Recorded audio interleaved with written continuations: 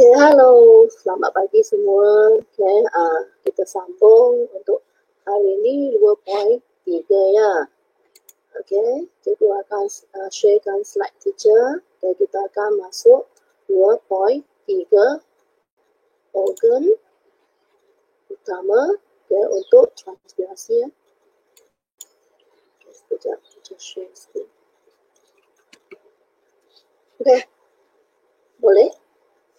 Okay, kita masuk 2.3 organ utama transpirasi. Okay, sebelum kita belajar 2.3 okay, organ utama transpirasi, kita kena tahu standard pembelajaran untuk 2.3. Okay, yang pertama, mewajarkan keperluan transpirasi dalam tumbuhan. Kita kena belajar apa itu transpirasi. Lepas tu, kenapa tumbuhan perlu berlakunya transpirasi. Okay, yang kedua, okay, faktor persekitaran yang akan mempengaruhi kadar transpirasi. Okay, ada empat faktor, iaitu keamatan cahaya, okay, suhu, pergerakan utara dan kelembapan reaktif utara. Okay, yang ketiga, eksperimen untuk mengkaji kesan faktor persekitaran terhadap kadar transpirasi dengan menggunakan photometer. Okay, photometer ni, okay, yang ni berbentuk photometer. Okay, and then dalam photometer mesti ada untuk pucuk yang dipotong. Okay, and then mesti ada untuk tube kapilari. Okay, tube kapilari. And then mesti ada pika, okay, yang ada air. Okay, di dalam tube kapilari, okay, kita kena wujudkan untuk air bubble yang tu gelombang utara. Okay, boleh? So, yang ni ialah standard pembelajaran untuk 2.3. Okay, untuk 2.3 kita hanya fokus untuk pengajaran hari ini, kita hanya fokus untuk yang pertama dengan yang kedua. Yang ketiga ni eksperimen. Okay, eksperimen ni 2.2. Kita kena tunggu lepas buka sekolah. Okay, lepas PKP kita baru buat kan di mama. Sambung. Okay, pertama sekali, okay, kita kena tahu apa maksud transpirasi. Okay, transpirasi ialah apa? Okay, kita kena kaji. Okay, transpirasi ni rasanya form 3 kamu pun belajar kan. Okay, transpirasi, okay, proses kehilangan air dalam bentuk wap air secara sejatan daripada tumbuhan ke atmosfera. Okay, proses transpirasi ni berlaku melalui batang, bunga dan daun. Seperti cikgu cakap ni, batang ni ada lenticel. Okay, ada liang-liang kecil. So, transpirasi akan berlaku melalui batang juga. Okay, daun ni, okay, hampir 90% daripada air akan tersejat, okay, terkeluar daripada liang stoma. Okay, sebab daun, okay, epidermis bawah daun ada liang stoma. So, air akan tersejat, okay, melalui liang stoma. Okay, hampir 90%. Okay, boleh? Okay, next ya. Okay, ya, cikgu nak tunjuk satu rajah ini. Okay, cuba perhatikan. Okay, ada apa? Okay, ada sepohon pokok. Okay, ada tumbuhan ni. Okay, dan di bawah nampak ada akar. Okay, ada daun. Okay, ada pucuk dia. Okay, and then kamu boleh nampak kan ada anak panah yang warna biru. Okay, nampak anak panah warna biru. Okay. H2O tu rasanya semua tahu kan, H2O itu air. Okay. Air, okay, akan diserap oleh akar. Okay, akar menyerap air dari dalam tanah, maksudnya akar akan serap air lah. Okay, and then dan air akan diangkut dalam xilem. Okay, so xilem atau batang tumbuhan yang mengangkut air ke atas tumbuhan ni. Okay, so dia akan bergerak, okay, naik atas. Okay, cuba perhatikan, nampakkan setiap keping daun pun ada urat daun. Okay, urat daun ni dia juga akan mengangkut air. Okay, and then salah satu keping daun, okay, cikgu kotakkan, nampakkan, cikgu kotakkan ni, okay, cikgu besarkan, okay, yang ni kamu sudah belajar, okay, di 2.1, okay, keratan rentas, okay, lamina daun. Boleh? Okay. So kena pastilah setiap struktur yang terdapat dalam lamina daun ni. Okay, cikgu ulang balik lah. Okay, untuk lapisan yang tak atas sekali, okay, ada kutikel. Okay, lepas tu yang lapisan yang ni, okay, iaitu epidermis atas. Okay, yang menegak ni, okay, dia adalah sel parasite, mesophyll parasite. Okay, lepas tu yang bulat-bulat yang ni dia dengan dia punya bentuk tak sekata. Okay, yang ni adalah mesophyll perspan. Okay, and then di antara mesophyll perspan, okay, kamu boleh nampakkan ada luangan utara. Okay, yang bawah ni, okay, dia adalah epidermis bawah daun. Okay, di lapisan epidermis bawah daun, okay, ada liang-liang stoma. Okay, liang-liang stoma, okay, yang ni 2.2 kamu sudah belajar. Okay, liang-liang stoma, okay, ada sel pengawal dan stoma. Okay, gut cell tu sel pengawal lah, okay, stoma. Boleh? So, air yang diangkut dari akar, dia naik ke batang, okay, sampai urat daun, okay, dia akan masuk ke daun, ke pinggan daun, and then akan tersejat keluar, okay, melalui stoma. Ya, air tersejat ke atmosfera melalui stoma. Boleh nampak? Okay, boleh? Okay, so dengan ni kita air ni, okay, boleh meresap masuk ke sistem akar secara osmosis dengan perterusan. Okay, sebab air akan sentiasa tersejat kan, keluar ke atmosfera melalui stoma. So dengan ni dia akan tarik air, okay, di bahagian akar. Dia akan menyebabkan akar itu air itu diserap oleh akar. Okay, dia akan menjadi satu proses yang berterusan. Okay, boleh? Next, cukup sambung.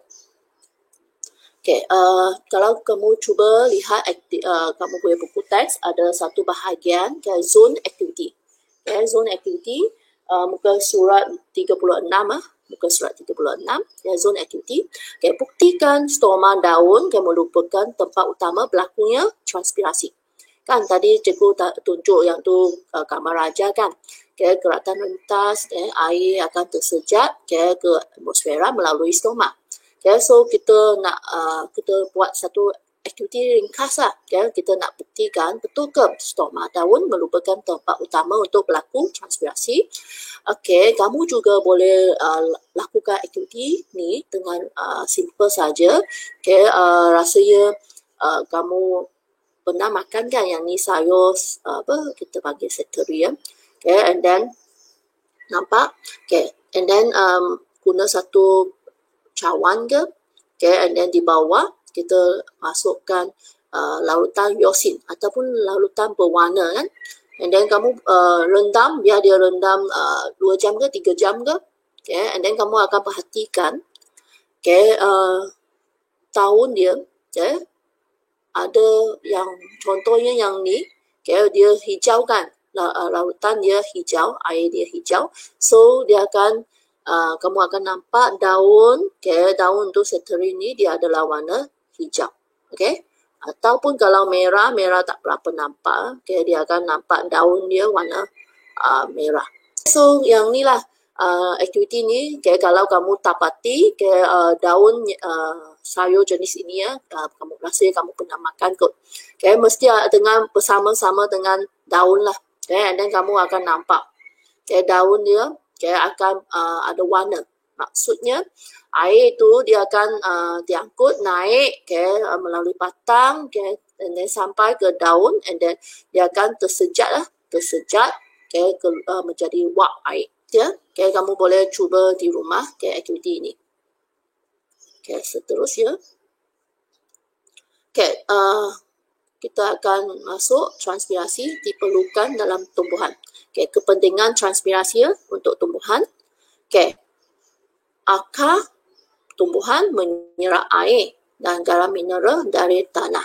Okay, ini ialah kepentingan transpirasi. Kalau transpirasi tidak berlaku, okay, akar tumbuhan tak dapatlah menyerap air, okay, dan garam mineral dari tanah. Okay, poin kedua, kepentingan transpirasi ya, yang kedua. Okay, air menyerap tenaga haba dari daun dan tersejat menjadi wap air. Okay. So dengan secara langsungnya dia akan memberi kesan penyejukan kepada tumbuhan. Okay. Boleh? So yang tenaga haba yang terdapat pada tumbuhan, pada daun kan, dia akan tersejat lah melalui wap air. So dia akan memberi kesan penyejukan kepada tumbuhan. Yang ketiga, transpirasi menghasilkan daya tarikan yang menggerakkan air dan garam mineral secara berterusan di dalam sarung xilem dari akar ke semua sel tumbuhan. Okay? Boleh? So, seperti tadi cikgu tunjuk dalam raja, transpirasi ini maksudnya kehilangan air kan, dalam bentuk wap air melalui stoma. So dengan ini dia boleh menghasilkan daya tarikan untuk tarik molekul air dari bawah, dari batang naik sampai ke daun.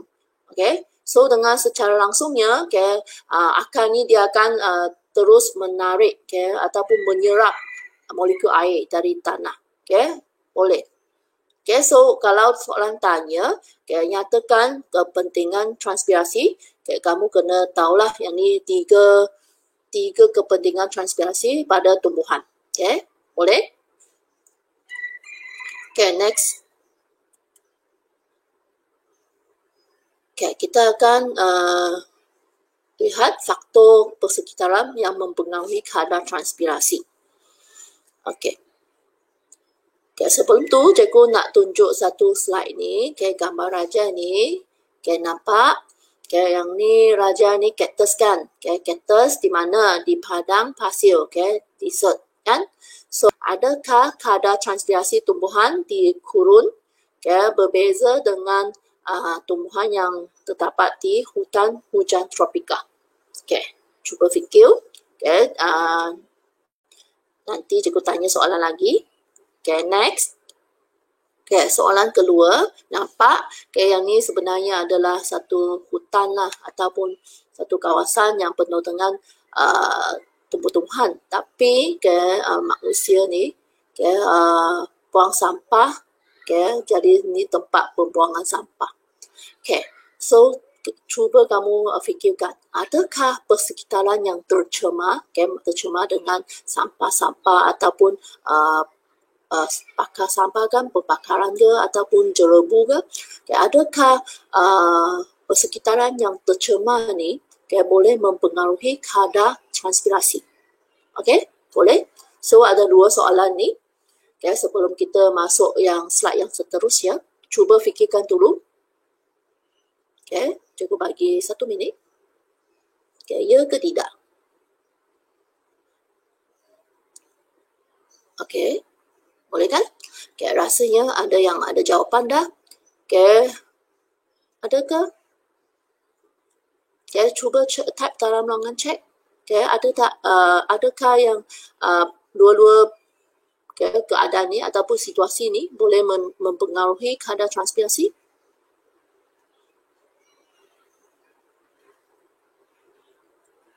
Ada yang jawabnya, ada yang jawab tidak. Okay. Nanti kita akan lihat adakah kedua-dua keadaan ni. Satu ialah keadaan yang panas kan di kurun, satu ialah keadaan yang persekitaran yang tercemar. Kita lihat adakah yang kedua-dua ni keadaan ni yang akan mempengaruhi kadar transpirasi. Okay, ada yang jawab ya, ada yang jawab tidak. Kita teruskan dulu. Tengok faktor yang mempengaruhi kadar transpirasi. Faktor yang mempengaruhi kadar transpirasi, faktor persekitaran ada 4. Seperti tadi standard pembelajaran yang cikgu nyatakan tadi. Yang pertama, keamatan cahaya. Yang kedua, kelembapan relatif utara. Ada yang tanya. Cikgu rasa cikgu tak dapat conteng. So, cikgu just cakap lah. Okay, kelembapan relatif utara ni, okay, maksud dia adalah peratusan wap air, okay, di utara pada sesuatu suhu, okay, tertentu. Okay, yang faktor yang ketiga, okay, suhu, dan faktor yang keempat, pergerakan utara. Okay, ada 4 faktor yang akan mempengaruhi kadar transpirasi. Okay, next. Okay, kita kaji faktor yang pertama, keamatan cahaya. Okay, ini adalah graf keamatan cahaya. Okay. Yang paksi X ni ialah keamatan cahaya. Okay, semakin ke kanan, okay, maksudnya semakin tinggilah keamatan cahaya. Okay, paksi Y, okay, yang menegak, okay, adalah merujuk kepada kadar transpirasi. Okay, cuba kamu lihat, okay, graf. Okay, dari graf ni cikgu rasanya kamu sudah boleh bagi satu kesimpulan. Okay, semakin tinggi keamatan cahaya, okay, semakin tinggi keamatan cahaya, semakin tinggi kadar transpirasi. Okay, sekiranya keamatan cahaya, okay, bertambah, okay, tengok line, okay, garis yang warna biru ni, okay, keamatan cahaya semakin bertambah, kadar transpirasi juga akan meningkat. Meningkat, okay, sehinggalah dia mencapai, okay, mala ataupun dia menjadi mala. Okay, yang ni garis yang sedang dia jadi melintang, tak bergerak dah, okay, dia tak meningkat dah. Okay, yang ni keadaan ni kita namakan dia sudah jadi mala. Okay, mala, okay, kerana kelembapan reaktif utara, suhu pergerakan utara menjadi faktor penghambat. Okay, dia akan limitkan proses transpirasi ataupun kadar transpirasi. So dia akan jadi malah tak akan bertambah. Boleh? Next, faktor yang kedua, okay, kelembapan relatif utara. Okay, ni ialah graf dia. Okay, kamu kena hati-hati dengan kelembapan relatif utara. Okay, paksi X adalah kelembapan relatif utara. Okay, paksi Y, okay, adalah kadar transpirasi. Okay, and then kamu nampak yang garis yang warna biru, okay, semakin rendah kelembapan relatif utara di sekeliling. Okay, inilah kalau dekat dengan bahagian ni, okay, sebelah kiri, okay, dia adalah kelembapan relatif utara yang rendah. Okay, kalau rendah, okay, maksudnya, okay, wap air tersejat dari stoma akan menjadi cepat, okay, akan cepat. So kadar transpirasi dia adalah sangat tinggi. Boleh. Kelembapan relatif utara maksudnya kering lah, okay? Dia punya wap air, peratusan wap air di utara adalah rendah. Okay? So maksudnya dia punya kadar, okay, wap air untuk tersejat ke dari stoma akan menjadi sangat cepat. Okay? So transpirasi juga akan bertambah, akan menjadi tinggi. Okay? So kita boleh buat satu kesimpulan. Semakin rendah kelembapan utara, okay, semakin tinggi kadar transpirasi. Boleh? Okay. Next ya. Okay, seterusnya kita akan kaji, okay, suhu. Okay, suhu. Okay, ni graf untuk suhu. Okay, paksi X, okay, mewakili suhu. Ingat, okay, kena ada unit. Okay, and then paksi Y itu adalah kadar transpirasi. Okay, kadar transpirasi. Okay, jika suhu meningkat, okay, tenaga kinetik pada molekul pun akan meningkat. Betul kan? Kalau kita tambah suhu, okay, semakin panas, okay, molekul air akan menerima tenaga haba, so dia boleh bergerak, okay, dengan lebih cepat. Okay, so secara langsungnya tenaga kinetik untuk molekul air juga akan meningkat. Okay, kalau macam ni, okay, pergerakan molekul ni dia akan bergerak dengan lebih cepat, okay, dan dia boleh lebih mudah, okay, untuk melesat keluar, okay, dari stoma. Okay, dengan ni kadar transpirasi akan meningkat. Okay, so secara langsungnya ataupun secara kita boleh buat kesimpulan lah. Okay. suhu, okay, semakin tinggi suhu, semakin tinggi kadar transpirasi. Boleh? Okay, boleh lihat dari graf. Okay, suhu semakin tinggi, kadar transpirasi pun semakin tinggi. Okay, next. Okay, faktor terakhir, okay, pergerakan utara. Okay, graf ni okay, merujuk kepada pergerakan utara. Okay, lihat yang paksi X. Paksi X okay, mewakili kelajuan utara. Okay, dia pergerakan utara tu laju ke tidak. Kalau sebelah kiri kamu adalah rendah lah ataupun lambat okay, pergerakan utara dia. Okay, semakin ke kanan okay, utara adalah bergerak dengan laju. Okay, kadar transpirasi okay, paksi Y. Okay, kamu boleh nampak yang ni garis yang warna biru. Okay, yang ni okay, dia adalah hasil daripada kelajuan utara dengan kadar transpirasi. Okay, kita lihat pergerakan utara dan menyingkirkan molekul air yang tersejat keluar daripada permukaan daun. Okay, so semakin laju pergerakan utara, semakin tinggi kadar transpirasi. Boleh? Okay. Rasanya senang sahaja. Okay, kita lihat balik soalan yang tadi. Okay. Kembali kepada soalan ni. Okay, adakah kadar transpirasi tumbuhan di gurun berbeza dengan tumbuhan di hutan hujan tropika?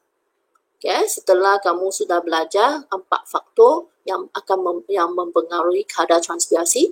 So, soalan ni muncul semula. Okay, jawapan kamu ya ke tidak? Okay, cuba jawab. Okay, so Amin cakap ya.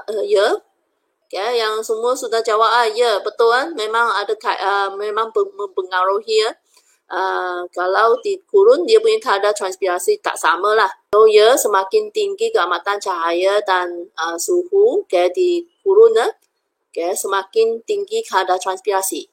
Okay, so di gurun punya kadar transpirasi tumbuhan adalah berbeza dengan tumbuhan di hutan hujan tropika. Okay, boleh? Okay, next. Soalan kedua. Okay, yang tadi cikgu sudah tunjuk. Okay, teacher sudah bagi jawapan. Okay, tengok ni persekitaran yang tercemar okay, mempengaruhi kadar transpirasi. Okay, ya ke tidak? Jawapan ya, cikgu sudah tulis, sudah bagi jawapan lah. Okay, betul. Okay, ni keadaan yang tercemar ni okay, juga akan mempengaruhi kadar transpirasi. Okay, katakanlah okay, yang ni ada sampah kan. Okay, sampah mungkin ada tebu semua kan. Okay, pembentakan tebu, okay, tebu tu habuk lah okay, pada tahun. Okay, akan menyumbat stoma. Okay, menyumbat stoma okay, dan dia akan menurunkan kadar transpirasi. Okay, stoma sudah tersumbat. So, air tidak dapat tersejat keluar melalui stoma. So, dia akan mempengaruhi kadar transpirasi lah. Akan menurunkan kadar transpirasi. Okay, boleh? So, dua-dua keadaan okay, tak kiranya di gurun ke okay, ataupun di persekitaran yang tercemar. Okay, kedua-dua keadaan juga akan mempengaruhi kadar transpirasi. Okay. Ya, boleh? Dengan ni kita tamat untuk 2.3 ni. Okay, memang untuk subtopik 2.3 senang saja. Okay, and then kita tunggu lepas buka sekolah kita buat eksperimen 2.2, eksperimen 2.2 okay, yang berkaitan dengan potometer. Kita guna potometer untuk mengkaji okay, faktor persekitaran okay, yang mempengaruhi kadar transpirasi. Okay, boleh? Kita teacher stop sharing. Yeah, sorry. Yeah, teacher stop sharing.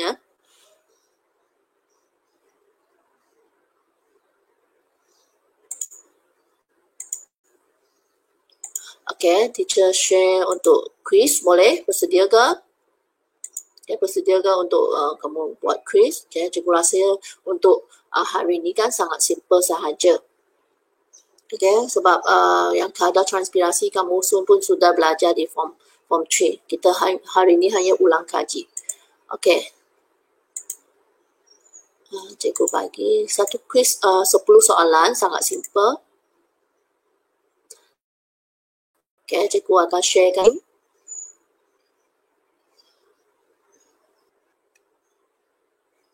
Okay, kita start ya. Okay, bersedia? Okay, apakah maksud transpirasi? Yang ni senang sahaja kan? Okay, ada 3 pilihan jawapan. Okay, mana yang betul?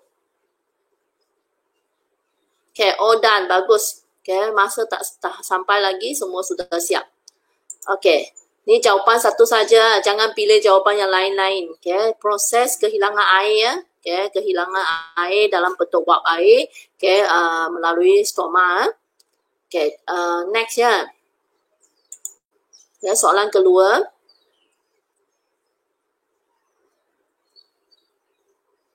Okay, air menyejat daripada daun melalui apa? Okay, sel pengawal, stoma, workworm, chloroplast. Okay, 4 pilihan jawapan. Mana jawapan kamu?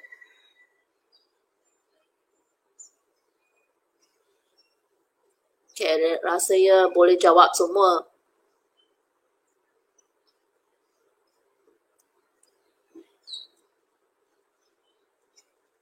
Okay, masa tamat, cuba lihat jawapan yang betul.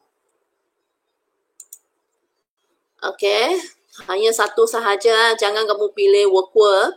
Okay, air menyejat daripada daun melalui stoma. Okay, stoma. Okay, next. Kita lihat. Soalan ketiga. Okay, adakah transpirasi menghasilkan daya tarikan yang menggerakkan air dan garam mineral secara berterusan di dalam sarozilum dari akar ke semua sel tumbuhan? Ya ke tidak? Jawapannya ialah ya kan? Ya, jawapan ya. Jangan kamu tulis tidak lah. So, transpirasi sangat penting. Dia boleh menghasilkan daya tarikan yang boleh menggerakkan air dan garam mineral secara berterusan dari di dalam sarozilum dari akar ke semua sel tumbuhan. Seterusnya soalan keempat. Soalan keempat, lihat soalan. Pilih beberapa kepentingan transpirasi kepada tumbuhan. Yang ni kamu kena klik pilih lebih dari satu jawapannya. Kamu kena hati-hati. Ada 4 pilihan jawapan. So, membekalkan ion-ion mineral kepada sel-sel di dalam daun, menyejukkan permukaan tumbuhan, memastikan air bergerak dari akar ke daun, ataupun mengikirkan air berlebihan daripada tumbuhan. Semua jawab dah? Kita lihat jawapannya. Sepatutnya ada 3 kepentingan transpirasi kepada tumbuhan. Yang pertama, inilah. Teacher tak nampak pilihan jawapan ni. Yang kecuali membekalkan ion-ion mineral kepada sel-sel di dalam daun. Yang lain semua adalah pilihan jawapan. Adalah kepentingan transpirasi kepada tumbuhan. Next.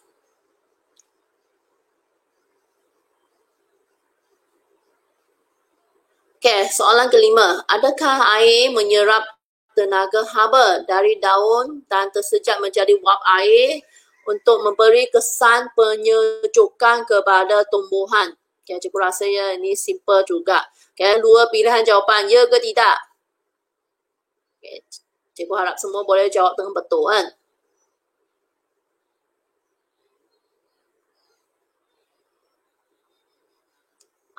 Masa tamat.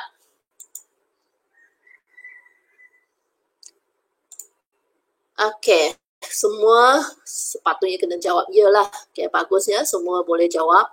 Okay, memang okay, dengan proses transpirasi ni, okay, air ni tersejat okay, menjadi wap air. So dia boleh memberi kesan penyejukan kepada tumbuhan.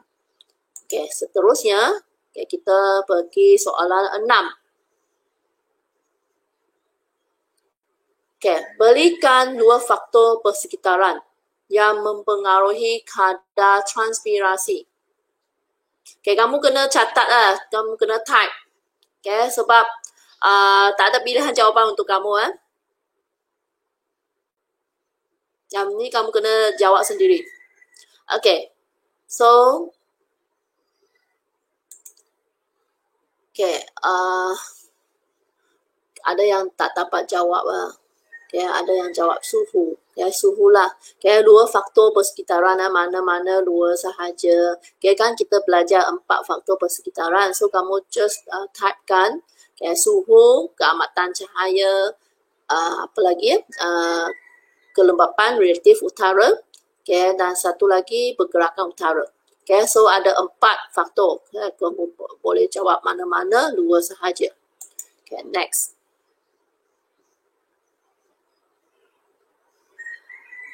Okay, soalan ke-7. Antara berikut yang manakah bukan faktor yang meningkatkan kadar transpirasi? Bukan, cikgu sudah baukan untuk kamu. So, kamu kliklah mana-mana satu. Okay, suhu yang rendah, keamatan cahaya yang tinggi, kehadiran angin, kelembapan utara rendah. Okay, kelembapan relatif utara yang rendah. So, yang mana jawapan?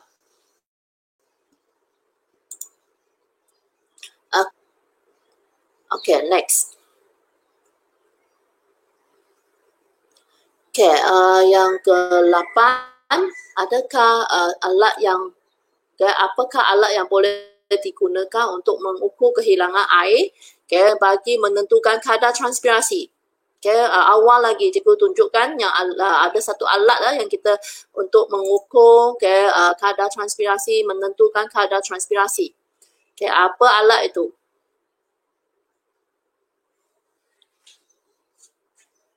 Okay, Odan bagus. Okay, kita lihat okay, sebenarnya adalah potometer. Okay, potometer ataupun dengan nama lain transpirometer. Okay, tapi biasanya kita namakan dia potometer lah. Okay, next ya.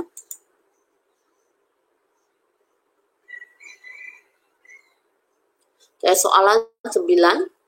Ramalkan apakah yang akan berlaku sekiranya liang stoma tersumbat dengan habuk jerebu. Okay, liang stoma tersumbat dengan habuk jerebu. Okay, tarikan transpirasi tidak berlaku, transpirasi lebih cepat, kadar fotosintesis meningkat ataupun kurang cahaya dapat diserap. Okay, cuba fikir.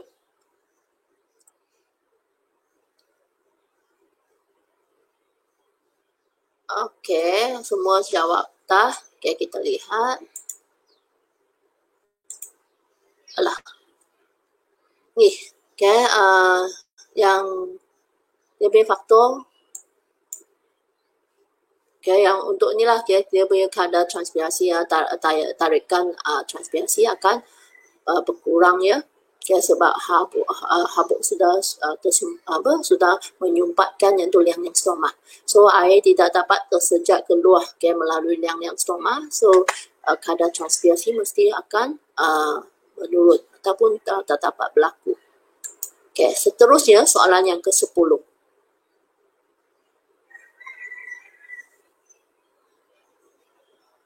Okay, Bandar Aman Jaya. Okay, ada satu bandar lah. Okay, telah mengarah yang teruk. Okay, apakah kesan ke atas transpirasi tumbuhan? Okay, 3 pilihan saja untuk kamu. Tidak berubah ke, meningkat ke ataupun berkurang. Okay, semua jawab dengan cepatnya. Okay, jawapannya ialah berkurang lah. Okay, tak boleh meningkat lah sebab ada jerebu tahun-tahun ataupun stoma pada tahun kan semua sudah tersumbat dengan jerebu ke, dengan tebu ke, habuk ke. So kadar transpirasi tidak dapat berlaku. Transpirasi tidak dapat berlaku, mesti dia akan berkurang. Boleh? Rasanya habis untuk soalan. Kita end quiz. Bagus. Semua boleh jawab.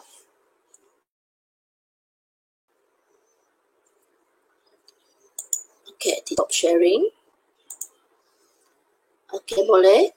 Harap semua boleh ikut untuk 2.3 ni organ utama transpirasi kita dapat belajar ialah stoma kan. Stoma yang proses transpirasi berlaku melalui stoma. And then kita belajar maksud transpirasi, betul? Maksud transpirasi, lepas tu kepentingan transpirasi kepada tumbuhan. And then dan last kali kita kaji 4 faktor persekitaran yang mempengaruhi kadar transpirasi pada tumbuhan. Harap kamu akan buat ulang kaji nanti, buat ulang kaji semula. Lepas tu kamu boleh buat latihan, practice formatif 2.3 nanti. Boleh? Ini sahaja. Kalau ada masalah boleh message teacher. Harap kamu semua terus berusaha. Jumpa lagi. Terima kasih kerana semua menyertai kelas cikgu.